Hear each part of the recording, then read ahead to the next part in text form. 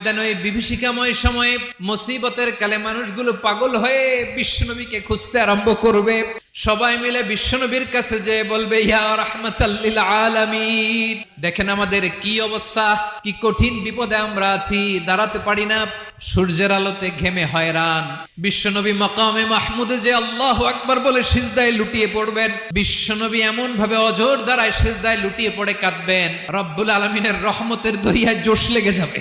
রব্বুল আলামিন এই দৃশ্য থেকে সহ্য করতে পারবেন না। রব্বুল আলামিন বলবেন, ইয়া মুহাম্মদ ইরফা রাসাক, ও নবী আপনি মাথা তোলেন, আপনার কান্না আমি সহ্য করতে পারি না, আজকে আপনি যা চাবেন তাই দেব। ওয়াশফা তুশাফা, যার জন্য সুপারিশ করবেন তার সুপারিশ কবুল করে নেব। নবী মাথা তুলবেন, তুলে বলবেন, রব্বি হাবলি উম্মতি, আল্লাহ তুমি আমার গুনাহগার উম্মতকে বাঁচাও। এই দুনিয়ার বুকে রব্বুল আলামিন সব নবীকে